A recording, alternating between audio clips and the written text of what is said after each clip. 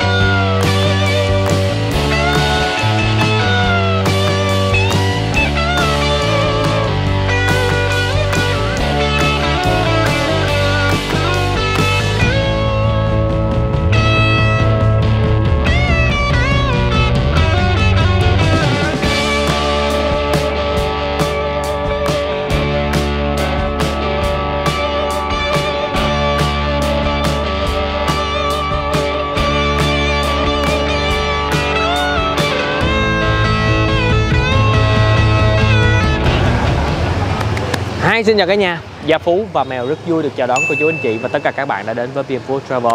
Hiện tại thì Phú đang ở địa chỉ là 16/40 đường Nguyễn Văn Thương, phường 25 quận Bình Thạnh. Có 2 đường để đến đây. Thì nãy Phú đi là đường dưới chân cầu Sài Gòn. Còn nếu mà ai ở mé bên Phạm Văn Đồng thì mình cứ đi đường Võ Anh, đường D2 D5 cũ á mọi người.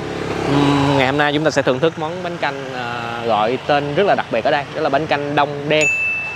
Thì không biết đông đen là như thế nào, nhưng mà 2 giờ là bắt đầu bán mà khách đã đến trước 2 giờ để ngồi đầy bàn luôn. Thôi mời mọi người chúng ta cùng vô. Nhớ like, share cũng như là ấn nút subscribe nha. Cảm ơn cả nhà rất nhiều. Ok, mình nghĩ cái lý do mà để mà bánh canh đông đen là bây giờ coi như 2 giờ 15 nè, quán đang bắt đầu dọn ra mà khách đã ngồi đông ngập bàn rồi. Đó là đông. Còn đen là cái nồi nước lèo, nó có màu đen. Đó.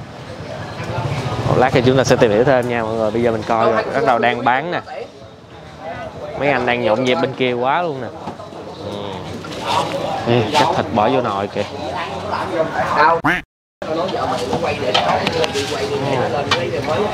Cái mình đang cắt là cái gì vậy chị? Còn kia là một tô trung hậu cục kem, tô gan hả?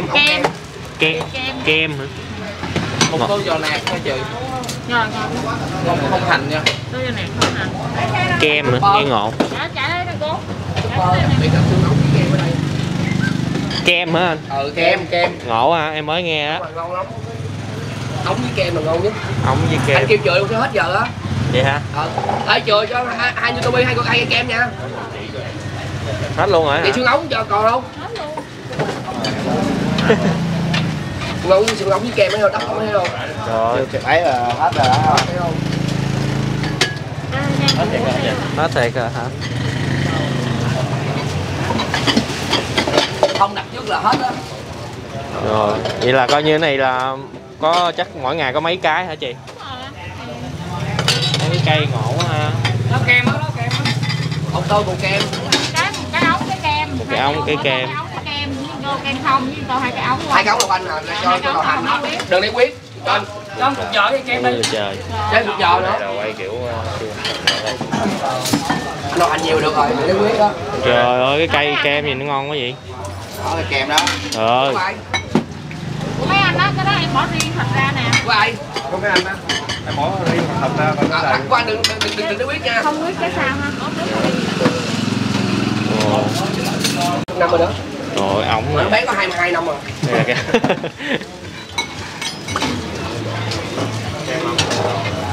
Wow. Không được bạn các bạn. Không còn cái nào thiệt hả chị? Nè cái này món khó nè chị ống nè. Rồi. Món khó được món biết. Ôi cái cục nó ngon thiệt đó mọi người. Lên tao gầy nữa. Tao gầy nữa. Đó nồi nước lèo đen. Huyết ở trong, bánh canh ở trong. Ăn cho bánh này nó cũng nướng hết trơn.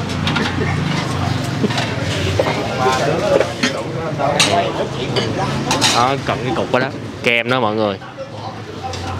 Nhìn nó giống cái sườn cây quá ha. Nó thịt không à.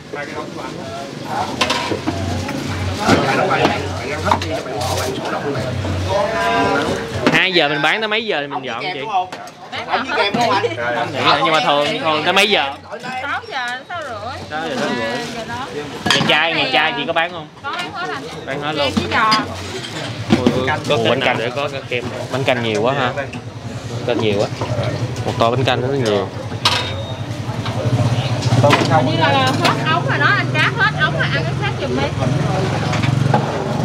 Không có cái không nghe hết rồi chị. Rồi, ai cũng kiếm cái đó luôn á mọi người. Này, còn có 4 nữa. Mày nói hết trơn đâu có biết đâu rồi. Rồi 2 tô ống, 2 anh nghe cục điện nè. Wow. Cái này em cũng hết luôn, cái này hết luôn anh dạ.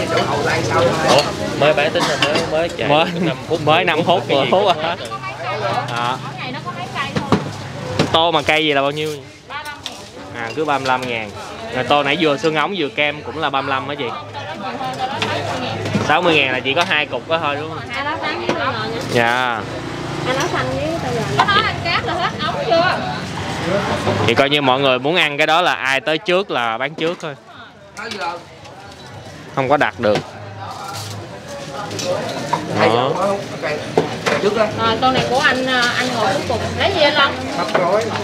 Rồi liên tục luôn. Hai tô ống có hai cục điện á. Nước lèo ngộ quá ha mọi người. Có màu đen. Bánh canh là lấy thịt nó lấy gì vậy? Cái bánh canh hồi đầu là bánh canh màu trắng nha mọi người. Nhưng mà đổ nước vô một lát hồi nó sẽ có một cái màu nâu bám vào cái bánh. Sẽ màu nâu hơn. Cái nước lèo mình màu đen ngộ vậy chị? Nói chung là bí quyết nhưng mà làm Chỉ phi hành vàng bỏ vô thôi à. à. Phi hành phi với vàng thôi. Không, nó nói thiệt. Ở đây ăn cá nè. Nhà tôi xuyên mạc nữa. Tô xuyên mạc đúng không? Có anh nào nãy khi tô xuyên mạc không hành ở đâu ta? Đó. Bánh canh nhiều. Tô gói nè. Cái này có ăn cá thôi. Chắc mình cũng tranh thủ. Chứ thấy tốc độ bán này khá là lẹ đó mọi người. Ha mà còn 4 là nước lèo. 1 2 3 4. Đó, đổ vô. 10 phút hết một nồi nước, thêm một nồi nước. Rồi xương da nó đông nè. À.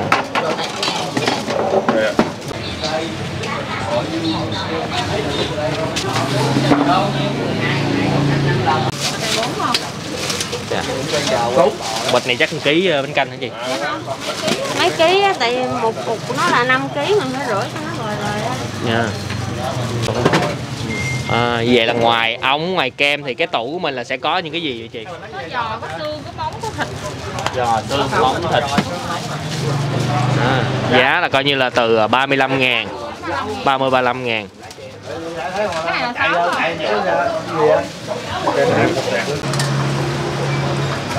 Huyết kìa. Này chén huyết bán thêm hả chị? Dạ. Chén này bao nhiêu? 5.000. Wow, một chén huyết 5.000. Ăn nhiều rồi. Tính là rẻ đó, rẻ. Liên tục luôn á. Làm nè.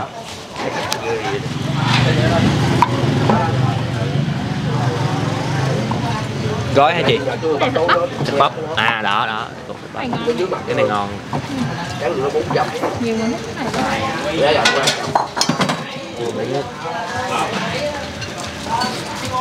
Ồ. Thịt còn là hồng hồng luôn đó mọi người.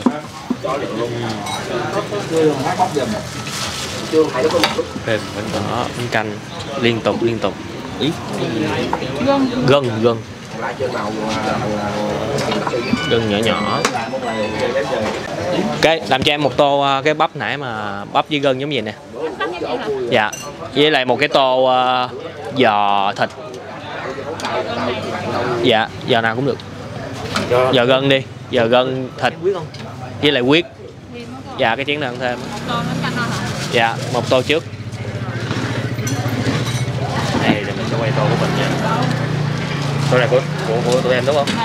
Rồi, đó. Bắp cũng là có hạn nha mọi người.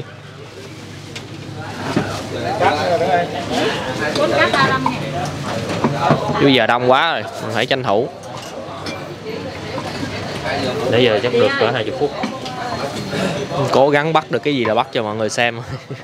Nhưng mọi thứ nó diễn ra quá nhanh, không thể kiểm soát được.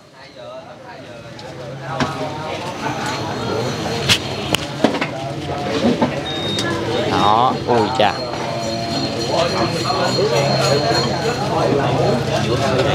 Wow. Cái này 30.000 hả chị? Wow. Nước lèo vô nè. Còn huyết nữa. Đó. Đây. Dạ, tô giò thịt.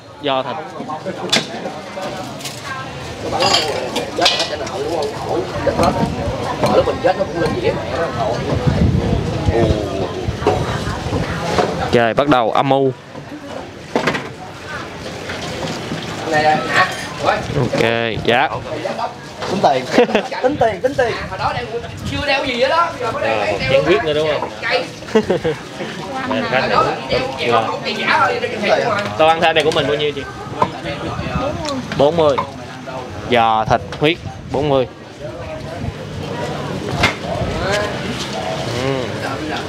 Giám đốc á, ăn gì nãy nhớ không? Có tính tiền được rồi. Đây là chủ của bánh canh. Dính rồi. Để theo nguyện vọng về yêu cầu như này mọi người, đây là anh Trường muốn lên YouTube chia sẻ với các bạn. Nãy kêu quay lướt mà. Đúng rồi. Mấy ông nội thiếu nợ đừng đòi coi, nhưng ông nội thiếu nợ.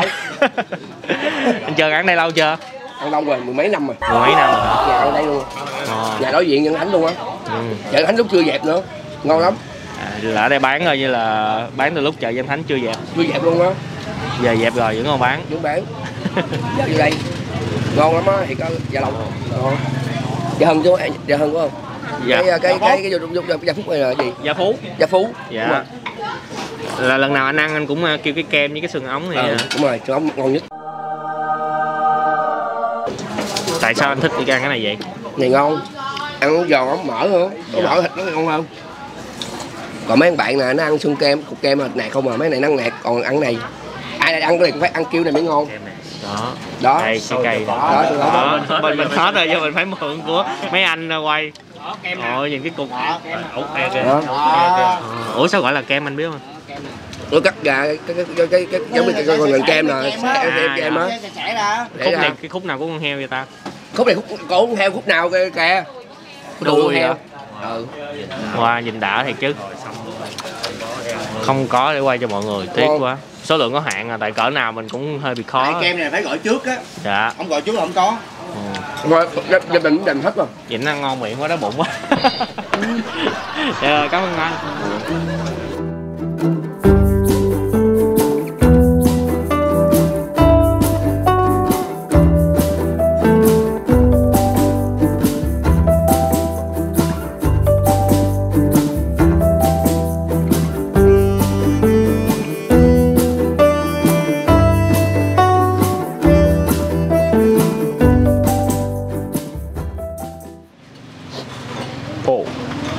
Thật sự là xin lỗi cả nhà, hôm nay mình làm không có tròn nhiệm vụ. phải là quá nhanh. Mình không nghĩ là có cái sườn đó mà chỉ có 3-4 cái thôi là cái bàn anh này là tới là coi như xử hết mấy cái sườn kem đó rồi đó. Thôi thì sau cái clip này thì ai có duyên mình tới sớm hơn mình ăn thử cái đó nha, mà chắc khách quen vẫn ưu tiên hơn. Ok, coi như là quán bán là đúng là 2 giờ nha mọi người, nhưng mà đôi khi sẽ bị trễ hơn, đó là do cái khâu chuẩn bị thì khoảng 2 giờ 10 hay 15 thì chị mới ra. Nhưng mà khách là mọi người đến mọi người cứ ngồi đi, tại họ bày bàn sẵn rồi, ngồi mình lấy chỗ thôi. Rồi bây giờ thì Gia Phú xin mời mọi người, cô chú anh chị và tất cả các bạn, chúng ta cùng thưởng thức tô bánh canh đông đen. Đây, mình thử cái nước lèo nha mọi người. Đó, nước lèo có màu đen nâu.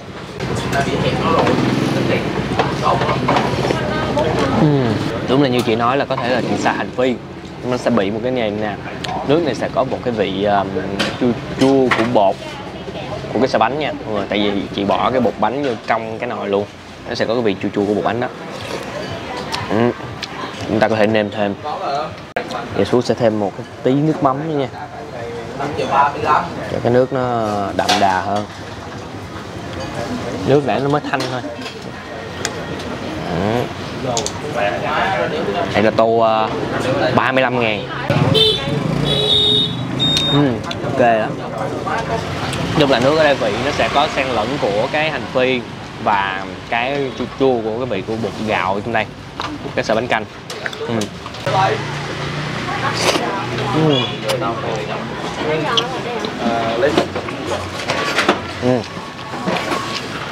Sợi bánh canh chân thủ à, canh dẻo. Chị lấy chị 2 tô bắp với lại giò. Cũng được. Anh uống gì?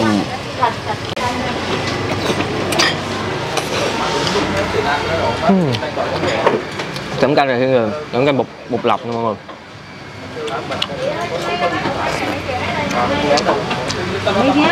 Đây miếng thịt bắp, thịt mềm ơi, ngọt thịt. Cái miếng này nó dễ kiếm cái miếng cho nó đẹp hơn. Đó, chấm nước mắm vô.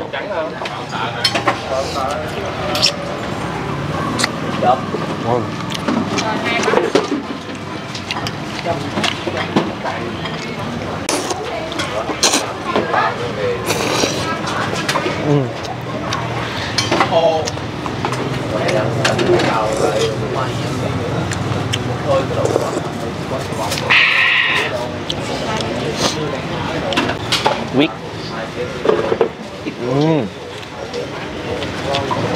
Ngậy quá.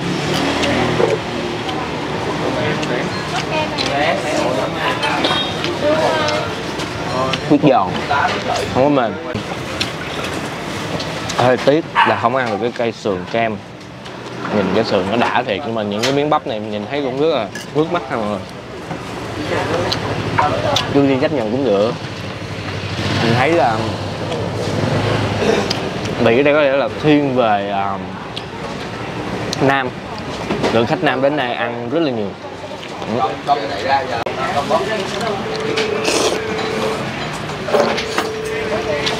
Miếng thịt bắp này ngon nữa. Đây miếng thịt bắp này thực sự ngon mọi người. Có gân nè. Thịt thì lúc nãy cắt là hồng hồng, ăn mềm sập. Giò móng với thịt bắp.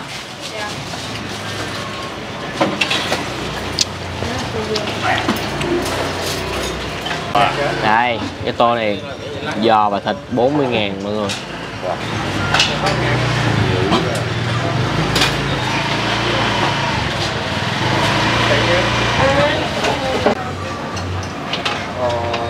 Thịt là phải chấm mắm.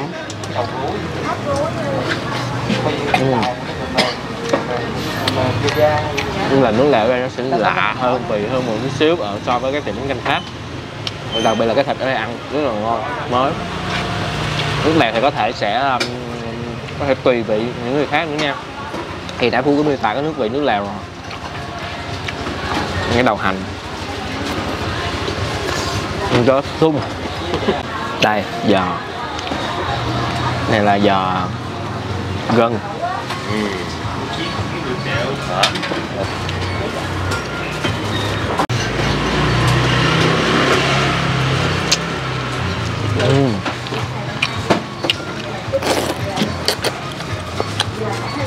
Hồi đầu á, nhìn thấy cái nồi nước lèo á, Phú Nguyên trong đầu của tưởng tượng là chắc là đó, không biết có nấu bằng nấm không?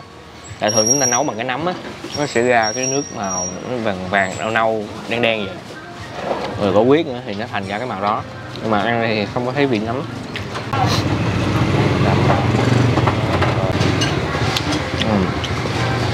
Thiếu củ tiêu, tiêu mình bỏ vô cái miếng mắm nữa, tiêu mắm ớt, trời ơi đã lắm luôn á. Hết luôn. Gân cũng mềm.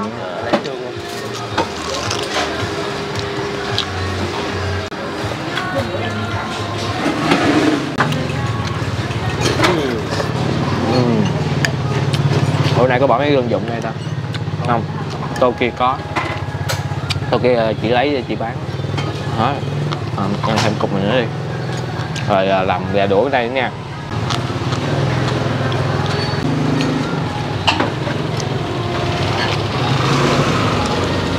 Giò cũng mềm, thịt mềm, gân giò mềm để ăn làm sạch.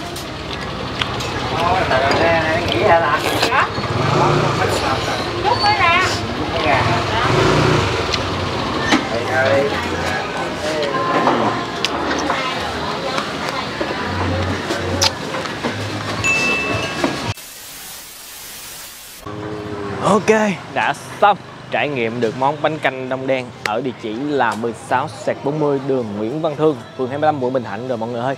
Thì Phú thấy là cái độ tuổi mà thực khách đến đây ăn á, nằm ở tầm khoảng là 28 tuổi đổ lên và đa phần là nam ăn nhiều. Cho nên là có thể là vị ở đây sẽ không hợp mấy bạn trẻ và chắc là không hợp với mấy chị một số bạn nữ.